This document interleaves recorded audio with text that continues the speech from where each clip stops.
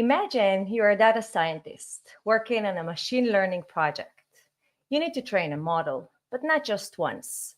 You have to run hundreds of training jobs, each with different parameters, data sets, or configurations. If you're doing this manually, it's going to be a nightmare. If you're writing some scripts and chaining them together, it's going to be too messy. If you're running them on a single machine, it's going to be way, way too slow. Hi, everyone, and welcome to the 10th episode of Argo Unpacked. I'm Revital, and I'm super glad to be here with you, Dan. You're muted. Thank you, Revital. Thanks for that wonderful intro. That's perfect. Yeah. And together, Dan, we're hosting Sebastian today, who is going to share some great insights and tips about Argo Workflows. That's right. Yeah, hi everyone. Thanks for having me. Sure. Awesome to have you here. It's going to be a good one. I'm excited. It's our 10th episode. So before we get into Argo Workflows, and Sebastian's going to share with us their use case, what they've been doing. We'll talk about some general use cases. We do want to cover a couple of items of Argo news. We always do this at the top of the show, and then we get into our kind of longer topic. So first thing to bring up is the state of GitOps report. And let me pull it up. So the state of GitOps report just came out, and Steve Fenton really led the charge on this. I'm a co-author on it.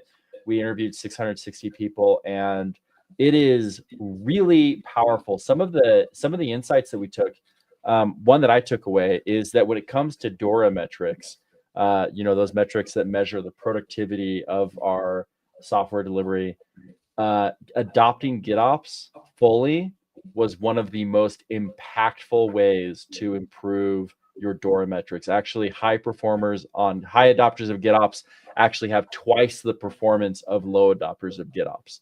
And if you follow the DORA research at all, you'll know that that is one of the largest impacts that you could possibly see. So definitely go and download that report. We'll throw that link in the show notes for people listening on the podcast, and we'll also throw it in the chat for people that are watching live. And then going into other news, we also have this week. And may I ask just one question? Shoot. Is it the first ever state of GitOps report that is actually out? Oh, that's a good question. I think it is. It is the first one, yeah. Yeah, we've done the surveys for Argo CD before, and we've done some surveys related to GitOps before, but this is the first state of GitOps as like an industry-wide state report, yeah. Okay, I'm gonna add the URL. Okay, perfect, thank you. So yeah, definitely take advantage of that if you can. Another big landmark thing to talk about is the release candidate for Argo CD 3.1 has been made available. So if you are an early adopter or you have a test cluster, go and test this out. Share your feedback. 3.1 has a couple of really powerful features. Christian was the release champion for this one. So I think many people will remember Argo CD 3.0 was the small but mighty release because it had a lot of changing default behavior and really set the stage to make it easier for us to make a lot of really big improvements. So 3.1 is the first release that really starts delivering on that. We've got OCI support coming out in beta, which is a really powerful feature. We've got CLI plugins. We've got Hydrator improvements. We've got UI improvements. And OCI, just to take 1 second on OCI, OCI is the Open Container Registry. This is a format that is used for storing Docker images. It's now used for storing Helm charts. We used to have Docker registries. Now we have OCI registries that can handle Docker images in addition to other things. And of course, Argo CD has had support for manifests stored in Git or Helm charts stored in either an OCI registry or a Helm chart repository. But with OCI support, you can actually have general Kubernetes manifest bundled into an OCI object, and you can just reference that and pull it in. And this supports a way of thinking of software delivery typically as binaries, which we've kind of moved away from with Kubernetes because the binary was really the image, and then you had all your configuration that went along with it. So this allows you to package a new version of your rendered manifests, push them to an OCI registry, and then pull those. So that's a pretty big sea change in the way that people maybe have been using Argo CD outside of this. So 3.1 is currently a release candidate. We'll probably go through 1 or 2 more release candidates at least. We typically do 2 or 3 before we get to a final version. So if you have a chance to install this, maybe on a test cluster or a staging cluster, and see any behavior, please flag that for the team. We'd love to have that feedback and get those bugs worked out before we move into a final release. And then another item before we'll talk about workflows in a second, but Rovital, I think you had a special win in Argo CD. Yes. And I think I was super excited about it because we had Alexander talking about scaling Argo CD. And then he was mentioning some default values for the default app resync period jitter, that it's 60. And while he was talking, you were looking at the code and you're like, we changed the code, but we didn't really change the documentation. So I opened an issue and I was also able to fix it. And I was super excited about it because thanks to Argo Unpacked, this PR was merged. So we really encourage everyone to take a look, to watch, and to fix issues. It's like so perfect that we could combine the time we use to record this podcast and do the live stream with actually making fixes to Argo. Yes. It's rare that you have time to do both at the same time. And congratulations on your commit. You've made a handful of commits at this point to Argo CD, so you're well on your way to doing more. Great work there and great win for the show. And thanks for celebrating that with us.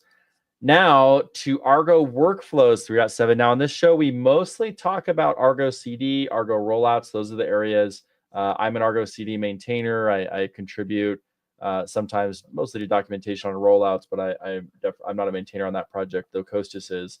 But we don't talk too much about Argo Workflows. So Sebastian is going to be the one to be the expert today because I've used Argo Workflows. I definitely have done some debugging on Argo Workflows, but I definitely don't think of myself as the expert on Argo Workflows. So we have Argo Workflows 3.7, which the release candidate 3 just dropped about 2 hours ago.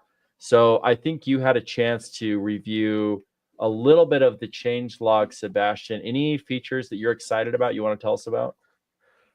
So I had only a quick glimpse through the changelog, but I think the smarter caching and memorization features are quite nice because you don't want to do everything twice. And so having a better way to memorize already existing results is always quite helpful. And we rely also on some of our workflows that we only memorize results.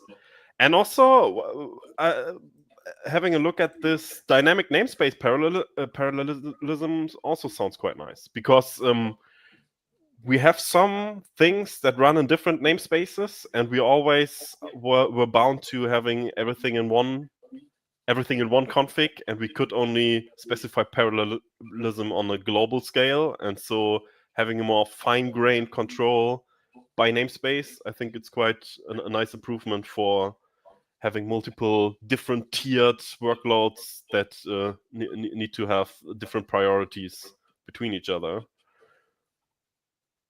So, Sebastian, do you have a standard way of how you adopt updates to Argo Workflows? Do you just take it when the final is done? Do you test release candidates? Most of the time, not. So I always give it a few days or maybe even a few weeks when a new release is out, because sometimes there will be rather quick fixes and updates, and there will be a 3.7.1 or something like that, because there was one thing that got missed. And so because it really depends. We have multiple instances running, I think a dozen or so. So there are few instances that are not that mission critical, and they always are the pathfinder in this regard, to see and look if everything works fine, and afterwards I can update the mission critical ones. Well, perfectly highlighted. Go check out the new blog post for Argo Workflows 3.7. We have 24 new features, 82 bug fixes, 70 contributions total from 39 new contributors.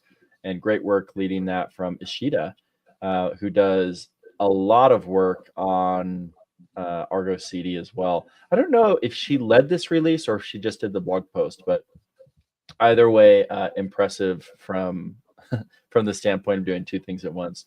So I think we've covered the big news for Argo CD this week. So we're ready to jump into today's topic. So Sebastian, before we jump into some of the content around Argo Workflows, would you share with us what your Argo Workflows setup and experience is like? Because you actually have a fairly unique scale, I think, compared to most organizations that are doing workflows on a smaller scale than you are. Yeah, so maybe to my background, I'm working in a university in Germany, and so in this university we have quite unique opportunities so that we manage a community cloud for researchers in Germany. And so the German government gave us a lot of money to put some metal in the cellar, and we run mostly Kubernetes, but also VMs and all kinds of stuff on this. And so we have quite a few topics where we want to use workflow engines for scientific compute. And in this regard, Argo Workflows, because we already had Kubernetes clusters in place, was quite a good fit. And so this was the story how we came to Argo Workflows. I think it was 5 years ago or something like that. Yeah, and I think you mentioned to Rivital and I that you had, what, 4,500 vCPUs? I think more. I think now it's almost 10K overall clusters. I think the largest cluster we have around 6K or something like that. Oh. And so having a 6K cluster is when we talk to people at KubeCon about this, they always look a little bit confused because they think we are CERN or something like that. Because yeah. I think these are the only other people that do some crazy stuff with Argo Workflows in this regard. Yeah, CERN famously will use Argo Workflows quite heavily, and they will exhaust in the past. Now that AI is on the scene and GPUs have really ramped up, but in the past, I think they actually exhausted all of the GPUs on both Amazon and Google Cloud for a single experiment data crunching that they were doing. So similar, a little bit of a different scale, but yours is actually on-prem, it sounds like. I didn't realize that it was all metal in the building that you have.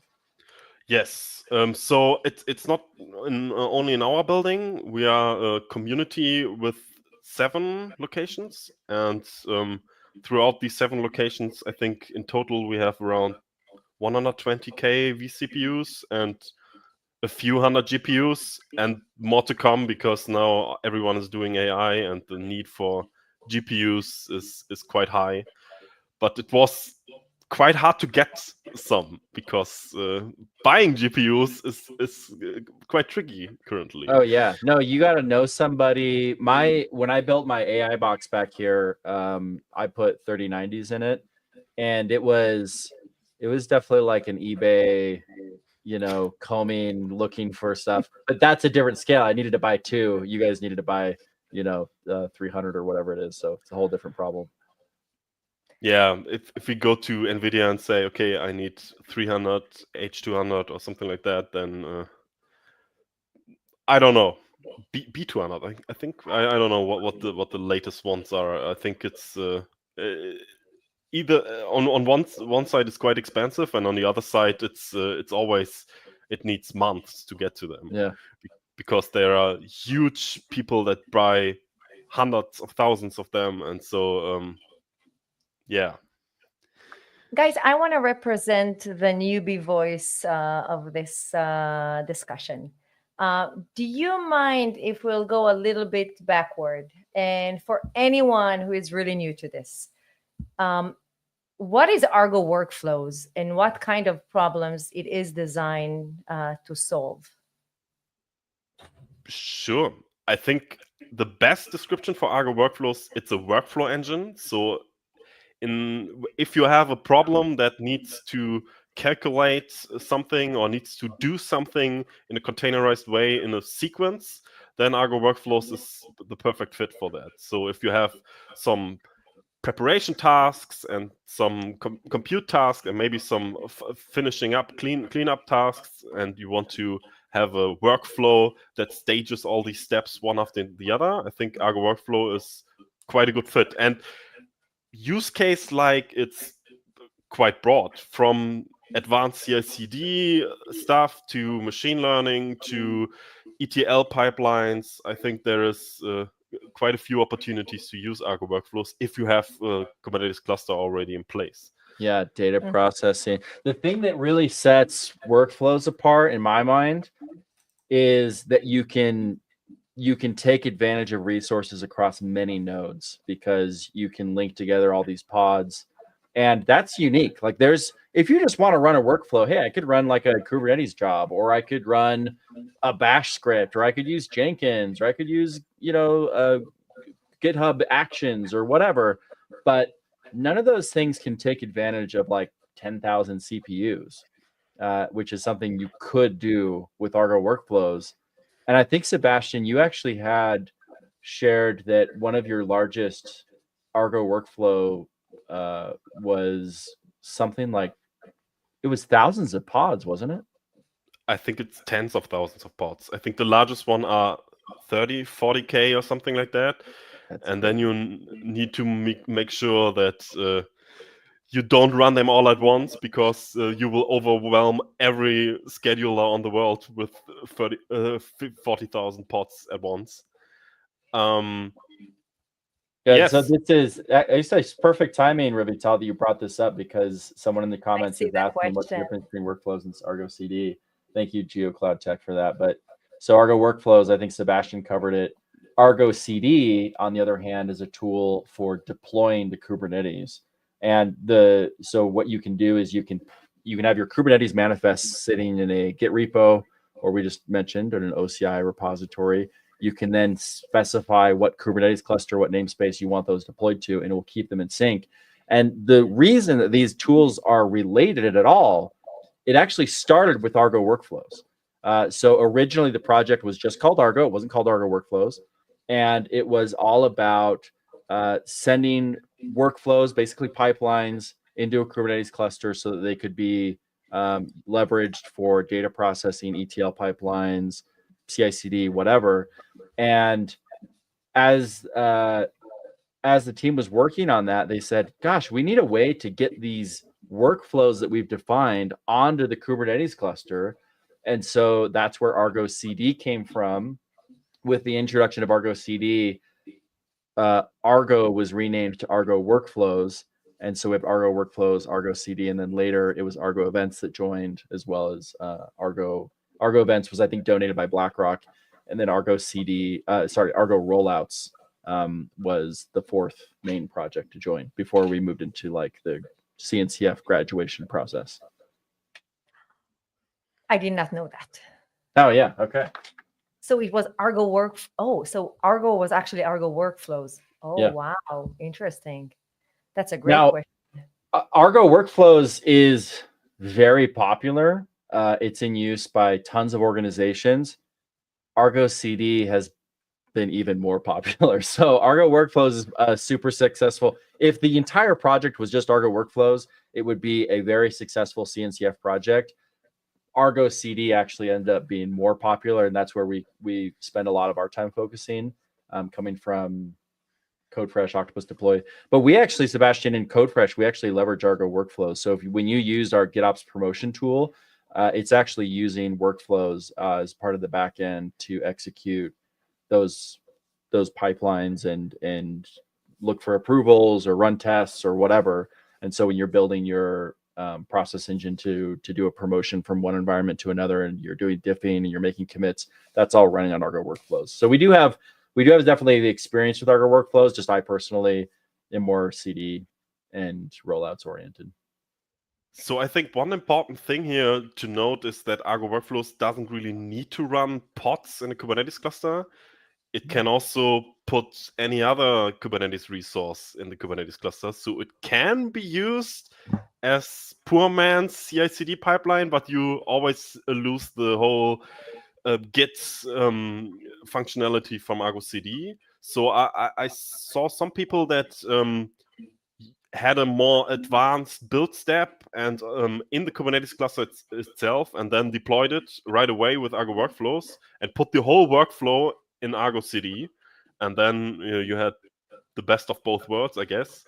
And we also have some use cases where the last step is create a deployment that presents the results from a scientific computation. Well, that brings up a super common issue, which is that because Argo CD's popularity with deploying, a lot of people hear that Argo is good at deploying software. So they go to the website, they go to argoproj.github.io, and they see workflows, CD, events, rollouts, and they say, what thing looks the most like CI/CD, which is how I've been deploying, and they click on Argo Workflows. And so a shocking number of people show up at the Argo project and start using workflows to build CI/CD pipelines because they've heard, hey, this is great for deploying. And so they'll build their CI/CD pipelines into Argo Workflows. And I actually had this experience with a company where I came and did an architectural review with them, and they shared with me this really impressive Argo workflow of workflows that they had built to manage all of this CI/CD orchestration. And they were building their containers and the whole shebang. And when it came to the deployment part, I kind of listened and I said, wow, that's pretty cool. You built all this. It's amazing. Why didn't you use Argo CD to do that? They said, we're not really familiar with Argo CD. And it was this kind of light bulb, electricity in the room moment where it was like, well, here's what Argo CD is good at. And the team said, oh, okay, we actually built too much with Argo Workflows, and we're gonna migrate this part over to Argo CD. Now they're still using it for doing CI work, for doing CI/CD work, but they're using Argo CD to do its part that it's really good at, and they're letting Argo Workflows do its part. So Argo Workflows definitely works as a CI/CD tool, and there have been some features added. But I'll tell you, Sebastian, you started 5 years ago using Argo Workflows, and at the time, I remember the main contributor, the lead for Argo Workflows was Alex Collins, and we were at a KubeCon together in the Argo booth. And people kept on coming by and telling him how much they loved it for CI/CD. And he kept on saying, why are you using it for CI/CD? We didn't build it for that. Like, what features did you take out of this that you thought this would be great for CI/CD? And he was baffled by it. But of course, it has been a popular use case, and a number of features have been added to make it better for CI/CD. So it is definitely a viable option. So, Sebastian, I know that there is a wide range of workflow tools, and I know that you guys used several of them and then needed to either migrate or integrate to Argo Workflows. Can you highlight why did you guys wanted to move and to do so much work and use Argo Workflows? Sure. I think the main problem here is academia, because we have a quite high turnover of people. So people come and go, they write their PhD, and then they are gone. And we don't really have that heavy restrictions on what tools they have to use.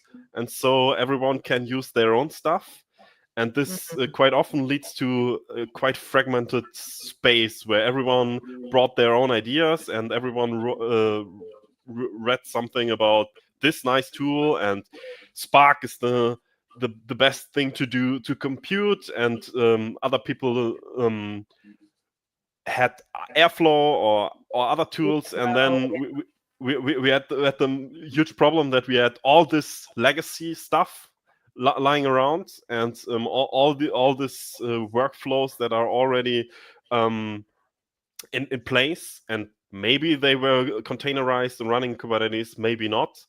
And so then we came to the idea, okay, maybe we should reconcile this, and maybe we should unify some of these tools and put it into one thing, like Argo Workflows. And so then we looked around and tried experimenting with this, because I'm a bioinformatician, and so people in bioinformatics love workflow engines. I think they wrote 50 over the years, and so everyone has their own crude way of doing workflows, and so sometimes it's a little bit annoying to consolidate that, because one problem there is most of these workflows we have lying around are one-time project. Someone does their research, does their science, writes a paper, and then it's gone.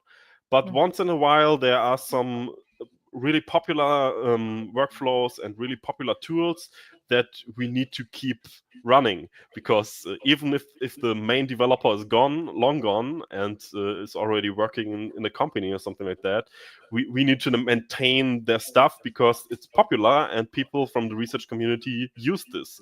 And so we have quite a high burden from a technology standpoint to maintain this. And so the one idea was to migrate as much of that to Argo Workflows, or at least integrate it, so that we have one place to look for running compute, running jobs, running stuff, so that we can see, okay, here is something running, and there's something not running, and we need to fix it. And so this was the idea overall.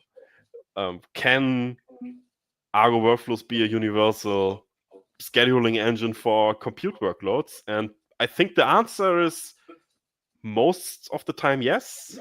So there are always some specialities and some special stuff where it's a little bit annoying. So real time is always quite problematic with Argo Workflows. So it's more a batch compute way to handle stuff. So you have some input data, do something with it, and have some output, visualizations or whatever, and then you want to present this to some of your users.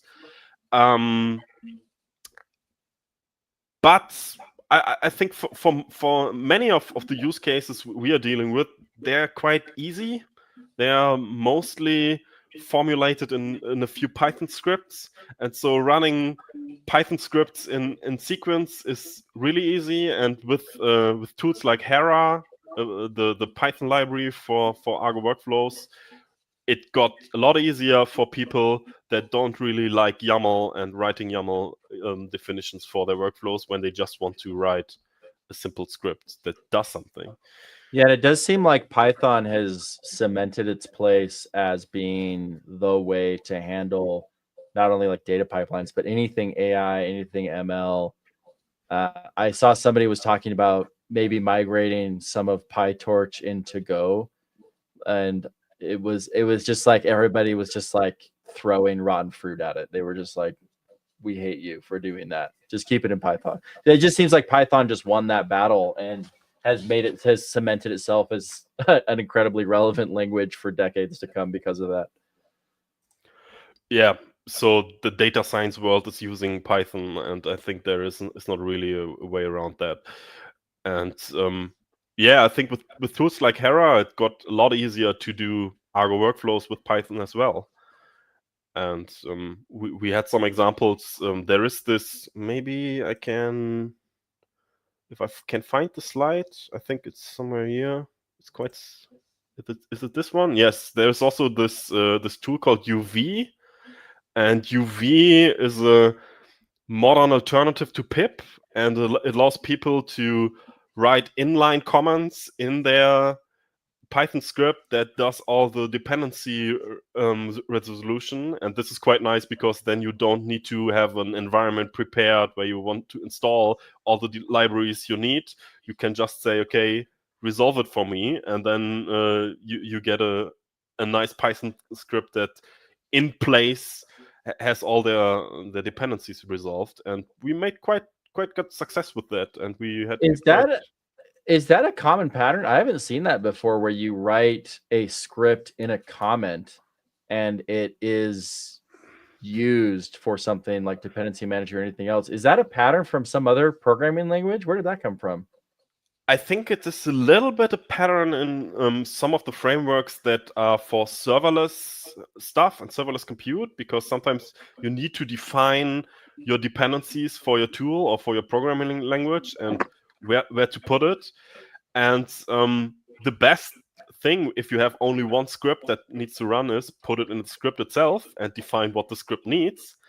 And so I think it's quite a unique and new pattern, but we had good success with that. And because dependency resolution in Python is always a problem. And sure, if you want to run this a bajillion times, then you want to build your own container that has everything already in place. But if you want to run this a few dozen times, it doesn't really make sense to build a container for that. Yeah, that makes sense. Yeah, that's an interesting pattern. I don't know if I like that. That putting stuff in the comments. I'm like, no, comments are where you make comments and you make a mess and you provocate you you provocate. What's that word? Provocate? I can't remember what the word is. Anyway, you talk BS. You spam a bunch of random stuff. The idea that it has programmatic import makes me fear. I'm afraid of that, but it's interesting. Yeah, I think there is a unique syntax where you put this in the top of your file, right under the shebang, and then it gets resolved automatically. The main point here is that UV is lightning fast to resolve the dependencies, so it only makes sense if it is quite fast to resolve that and to install your environment. It doesn't really make sense if it takes 10 minutes to build your environment, because then you are always better with building a container once and for all. And where were your before adopting Argo Workflows? Where would you run this stuff? So we are always running, or we are now also running Slurm clusters. So Slurm is for academia, I think the last 20 years. Before we had a Sun grid engine, and so some grid compute is always running in academic clusters. But the problem with the one large cluster is always that we need to share the resources, and there's always one job that needs all of the resources, and everyone else has to wait. And running containerized workloads in a Slurm cluster is also quite annoying. Not impossible, but always a little bit finicky and annoying. And because we also have Kubernetes lying around, and most of the time we have some use cases where we want to deploy the results to a Kubernetes cluster to expose it to our researchers. So a researcher triggers a job and says, okay, here's my input data, and afterwards I want to have a fancy visualization, and there it is quite good to have a Kubernetes cluster on hand, where the last step is make a deployment and expose it via an ingress, and then the user can get a link, and the link has everything in place, what they have done, and they can interactively explore their results. So it's actually about the UI as much as it is about the data pipelines. Sure. I think Argo Workflows is also quite good at having a visualization of what is running, because you don't really have that for Slurm. You need to use your command line and put some commands in there, and they are always a bit magic, especially for biologists, and because they are not really that familiar with command line tools, they most of the time want to have a one-click solution that does everything for them. And so we wrote some tools that are just a thin wrapper around Argo Workflows. So you have a website with an API, and the API just calls the Argo Workflow API, does some compute, and afterwards comes back and says, hooray, your results are there, and here you can see what you have done, or what your data looks like, and what maybe insights are in your compute. Yeah. So, yeah. With Slurm, because obviously Slurm has been around for a long time, is there a good way to bring Slurm into workflows?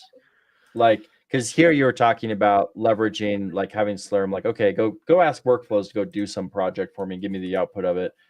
In that case, you're using Argo Workflows as a step to do some compute or processing.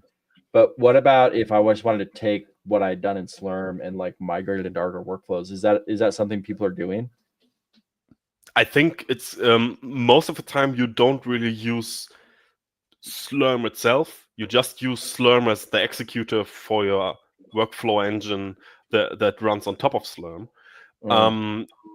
And these are, at least for our clientele, they are most of the time just Python scripts that run in a specific sequence. So putting a Python script in an Argo workflow is trivial.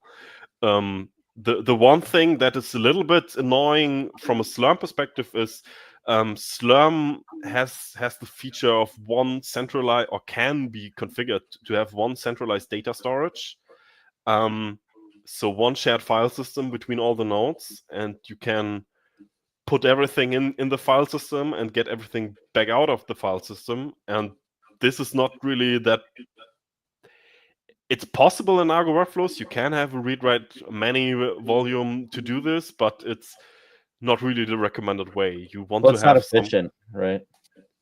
No, because IOPS are horrible by any means for any NFS or whatever you're running between your nodes, and so you want to use something like S3 or cloud storage to put your data and get your results back. Yeah, when we built CodeFresh CI, one of the first things that we did was we would basically provision a local volume to the node, and then we would take that volume and we would package it as a Docker image and store it in your OCI registry, and then we would use that as a source of cache. And for people that were coming from like Jenkins, and maybe they were using Jenkins on Kubernetes, they would have a S3 bucket typically mounted, and they would do all their IO between steps into that S3 bucket. Well, migrating into CodeFresh CI, they would see this like, 70x performance improvement, where suddenly their IO is amazing because they didn't have to use that shared volume. So there's just such a performance penalty when you have to go to those shared volumes over, like I've got a high performant SSD on a single node. That's going to be really, really fast. But when I need to push to the network, it's going to get dramatically slower. And the challenge the challenge with CodeFresh CI then was all of the performance benefits were oriented around a single node. And that meant that when you wanted to do the kind of scale that you're doing with Argo Workflows, you really Argo Workflows is the only game in town for taking advantage of so many nodes of resources in such an efficient, effective way. So in your case, is the storage, you mentioned you generally just use an S3 bucket typically for moving stuff around, but then you just keep as much IO data processing in a single step as you can. So you don't have to move as much data. Yes, so we try to not move a lot of data around, because moving data is always quite costly.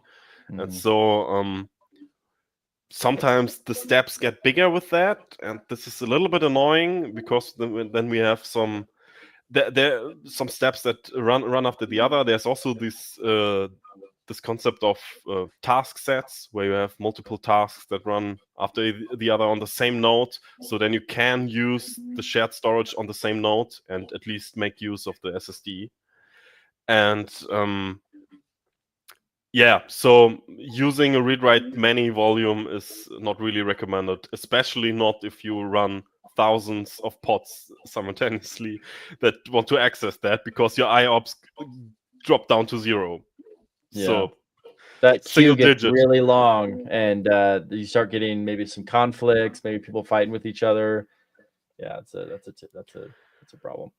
In your case, when people are using the Argo workflows for their data science work, for biology work, for whatever, are they typically doing one-off workflows, or are they using the same workflow? Maybe they're using the same workflow template over and over again and changing the parameters. But like, I would imagine that a lot of these things are, I'm going to do some big data processing thing, and I'm going to come back with results that I'm going to then go and analyze into my paper. I'm not going to run that every day. So you're seeing less of the same workload. Is that the way it works? You have a huge diversity of kind of workloads like that. It depends. So some of our use cases are there in the beginning. They were more experimental, and sometimes they don't really use any workflow engine at all to just tinker around and look which parameter from which tool will fit to their use case and will produce the best results, because there's still a really high turnaround time when you always want to deploy a new workflow for that. So doing it locally, if it's just a small test data set, it also works quite well. But then in the second phase, where they want to have the real data crunched through, then they will migrate it to Argo Workflow, or maybe even a Slurm job, and then they run it there. So we still have quite a few people running Slurm jobs, because they already have some pipelines in place. They want to. There are also sometimes a little bit problems with regulations, because you need to run the tools on a specific instance, and then you can't really migrate it that easily, especially for medicine research, because then the whole pipeline needs to be certified and all this kind of stuff. So then you can't really migrate it. You could trigger it. So we experimented a little bit around with triggering a Slurm workflow from Argo Workflow, and there are also some projects that try to bridge Slurm and Kubernetes. So I think the SCADMD people, I at least heard in a talk at KubeCon that they are working on some bridge technology that tries to bridge Slurm and Kubernetes. But I don't know how far they will get there, because I don't know. I would prefer using only Kubernetes, but maybe this is just because I'm the Kubernetes guy in our community. I mean, it has a lot of advantages, but I definitely, it's not for every single use case. There are use cases where Kubernetes isn't the best fit, but I do feel like increasingly I find more and more use cases that it's better for. When you want to host just a website in an S3 bucket, don't use Kubernetes to do that. Just put it in the S3 bucket and call it a day. But when it comes to any of this kind of stuff, it's definitely pretty nice to take advantage of Kubernetes. I think. Okay, sure. Go ahead. I remember you mentioned that, and now that Dan is saying don't use Kubernetes for every workflow, for real time and low latency responses use cases, will you say don't use Kubernetes or don't use Argo Workflows, or both? You can use Kubernetes for this, but you need to have a pod that's already deployed that's responding to your request. So then it's totally fine if you have something that has an own API or something like that, and then responds to your needs. Then real time, I think, works. It depends on your requirements for real time. It's always a little bit fuzzy if you need milliseconds or seconds or whatever latency you require. If you have a strict latency budget for running Argo Workflows, I think Argo Workflows might not be the best tool for you, because spinning up a pod, even the smallest pod on the world, it always takes a little bit of time, because you need to find a node and then it gets scheduled there. And depending on the size of your cluster, it can take a few seconds, or most of the time will take a few seconds. Oh, that made me. I had a question actually about that, Sebastian, because it stuck out to me that you mentioned that you're doing all this bare metal Kubernetes in your organization. And in CERN's case, they're taking advantage of cloud resources. And part of the reason that they use workflows is because they can go and provision 20,000 GPUs to throw a workflow at, and then they can spin them all down and let it go back to the cloud. So they're not paying for it. In your case, because you have all this bare metal, it's probably more about horse trading between organizations that are currently taking up resources. So how do you manage the queue for these workflows from a performance standpoint? So most of we are not running Kubernetes on bare metal itself. So it's still a virtual machine because it's way easier to manage virtual machines on top of bare metal, because we use OpenStack for that. It might not be the best thing to have, but it's the best to have for open source work. And so most of our projects have certain quotas on a VM perspective, so they can have up to X amount of VMs, and then we use most of the time a cluster autoscaling for that.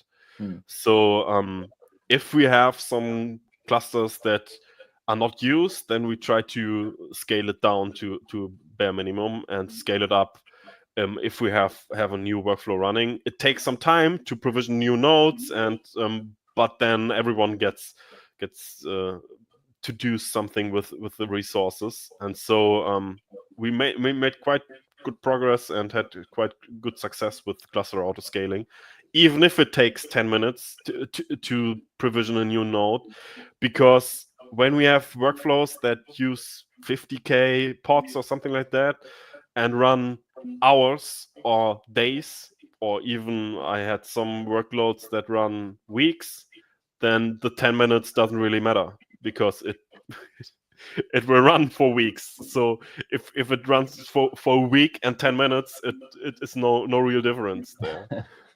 Yeah, I think if you need low latency, you can have maybe hot start pods or something available, so you can get that, a quicker turnaround time. But you're right, when it's a 7-day long running workload, 10 minutes doesn't really make any difference. Have you experimented with vCluster at all for resource management? A little bit, but the problem is our whole network is now quite dialed into OpenStack, and there are also some long-term support contracts regarding that. So migrating to something else is not really an option for us. You wouldn't be migrating from OpenStack. You would still use that layer to manage your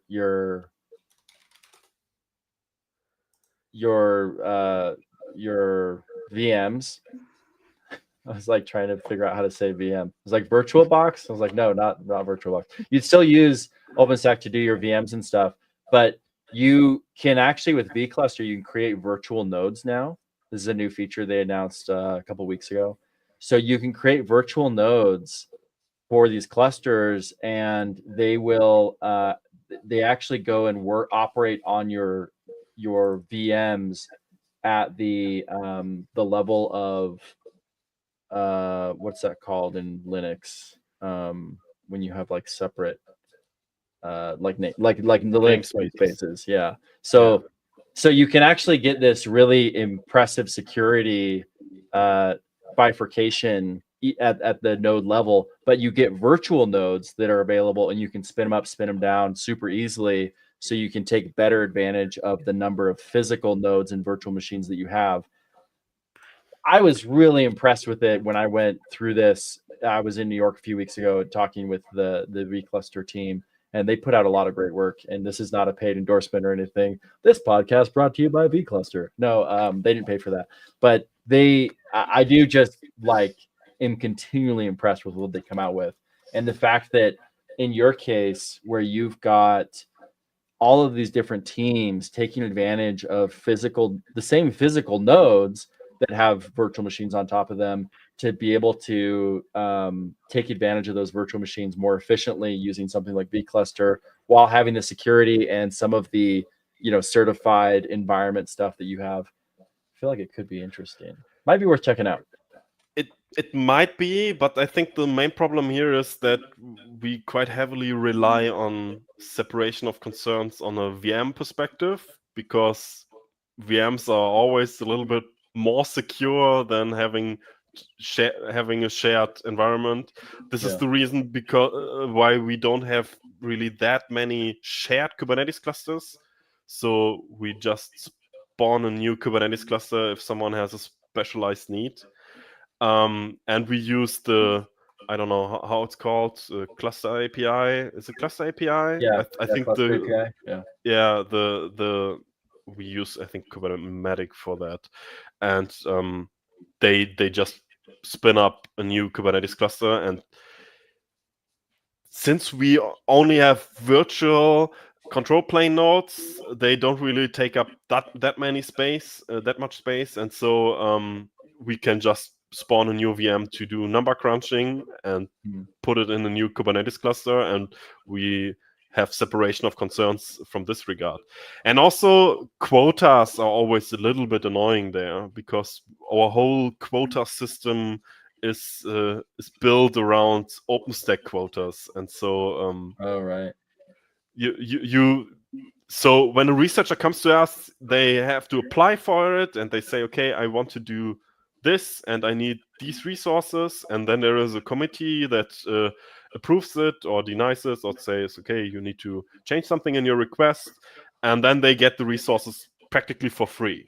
So they don't have to pay for it because the government has paid the bill already, and we, as long as we have resources available, we don't really deny any requests that are reasonable and make sense from a scientific standpoint. And then they get a project and can do whatever they want with it. You mentioned most of these things around in terms of vCPUs, but we didn't really talk about GPUs. Are GPUs part of the equation for you? Yes, sure. So, and they are growing. So as we talked about a few minutes ago, so buying GPUs, it's always you did mention that. A huge hassle, and so we are currently trying to upgrade some nodes with GPUs and also make them available from a Kubernetes standpoint. Because of the whole AI hype, we always have a deficiency on GPUs, and there will always be higher demands for GPUs, because everyone wants to do AI and wants to do machine learning and has their models to train or inference to do. And so GPUs are, I think, our primary bottleneck currently. So if someone comes to us and says, okay, I want to have 5K vCPUs, then go for it, no problem. But if they say, okay, I want to have 200 GPUs, then this is a little bit more complicated to do, unfortunately. What's the state of GPU management in Kubernetes? Because the last time I went to do this and do some GPU workloads on Kubernetes, I couldn't share GPUs among multiple pods, which was a challenge. I think you can do that now, but what's the general state of just GPU support in Kubernetes? Is it quite a bit advanced from what it was a few years ago? Yeah, I think it's gotten better, but the main problem is that you need to have enterprise GPUs to have the whole sharing feature to work. And so you need to have the professional GPUs, because the other GPUs aren't really shareable, because they can't be separated in multiple compute instances or between multiple pods. And the main problem we have is that most of our tasks need almost all the RAM of the GPU. It's not really about compute from a GPU perspective. It's more about you need the memory. Put the stuff in memory, and so we don't really split up GPUs, because it's too much pain to do so. And we added some lower end GPUs to our clusters for the people that have only small jobs to calculate, and then they just use the lower end GPUs. We also not we personally, but in our network, there were also quite a few instances where they bought, I think, 1,000 4090s or something like that, and just put them in the racks. Because when you don't need to split them, I think it doesn't really matter. And the 4090 from a compute perspective is a good card, but you don't really get support from an enterprise perspective for that. And it's always a little bit of a hacky solution. But I think it's a quite cost-effective solution, because having one 4090, even if it's $2,000 or whatever or now 5090 or whatever, $3,000, it's still a bargain compared to a professional card. Yeah, compared to an H100 or the newer cards now. Well, is 4090 the lowest end you all deploy hard? I think we also have quite a few older cards, so A100s and V100s. I think there are also quite a few lying around. They are quite a bit outdated by now, but every GPU matters, and it's better than nothing, I guess. So you're telling me that the two 3090s I have in this window right here, each one is 24 gigs of RAM. You're telling me this is maybe a little out of date. It's okay, Sebastian. I know you're German. Yeah. It's okay to say, yeah, you're out of date, buddy. I'll jump in and help. I have a question that might help you a little bit, Sebastian. Yeah, sure. So we have 4 minutes left. I want to ask you, where do you see the biggest gaps or limitation in Argo workflows? Great question. And the reason I'm asking that is because the next question will be, how can the community support and contribute to improve Argo workflows? Great question. Yeah, I think the main point, or the main lacklustering point, is handling resources and scheduling in a Kubernetes cluster, because the default scheduler of a Kubernetes cluster is quite simple. Let's be real, it's quite simple, and it doesn't really have a notion of workflows itself. So every pod is for on its own, and so if you have multiple workflows running in parallel that have some kind of priority, and you want to make sure that the optimal way is used throughout the Kubernetes cluster, then Argo Workflows is sometimes a little bit lacklustering, and there are works around it. So there is a whole project called Q, which is a more advanced batch scheduling workloads orchestration thing and scheduler for the Kubernetes environment that also supports multiple clusters combined together, where you can have tiered clustering and all this kind of stuff. And so the integration of that would be a huge upgrade to Argo Workflows itself, and it would also I think negate the many pain points people coming from Slurm have, because the main benefit of Slurm is that you have fine-grained control who accesses what and in which order, and if a pod runs too long, then it gets suspended and all this kind of stuff, or if a job runs too long, then it gets suspended and put on a idle queue or whatever and moved around between the queues. And I think the queue job scheduling, job queuing framework that the people are working on is one of, at least from my perspective, so I mostly deal with people that want to do HPC, is one of the things that would be a great addition. And I think there's already ongoing work to integrate this. Amazing. And we have one non-Argo Workflows related question that was asked. Dan, maybe you want to take this one? Yeah. What do you advise, to use a bash script to update the image on continuous deployment, or Argo image updater? And I definitely would prefer to use image updater over a bash script. Image updater is a way where you can basically say, hey, watch a Docker image repository for this version pattern, and when there's a new image published, go ahead and automatically update my manifests in my Git repository. It pairs pretty well with CodeFresh GitOps Cloud, though I think I don't know if I've tested that exact scenario, but I would expect it would work really well because of the way that those two tools work. So I definitely would advise that over doing a bash script. You can do a bash script inside, but then you have to do some sort of pipeline somewhere, right? You got to do that in GitHub Actions, a CodeFresh pipeline, Jenkins pipeline, whatever, and you just have to build it. And then, of course, there's always going to be components that you want to update that are outside of just the image tag, which is where GitOps Cloud really shines, because you can compare environmental variables, config maps, whatever. So that's a good one. And then we have a question from Luke. It says, could I treat Argo Workflows as stateless, deploying many instance clusters of Argo Workflows and putting a big load balancer out front, creating a massively scalable distributed CI/CD? You could do this. I think you can do this. Obviously, you can do this.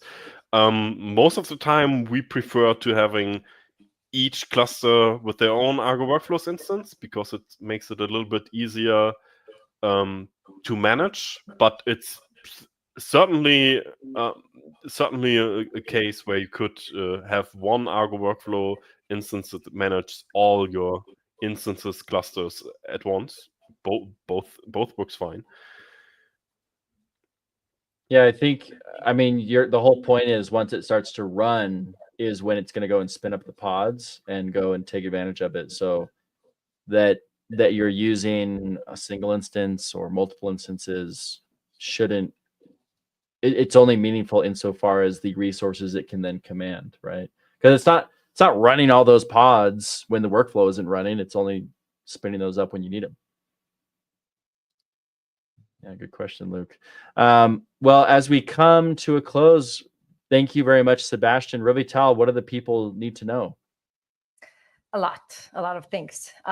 First of all, we have Argo Unpacked website. It was shaped pretty nicely recently, thanks to our design team.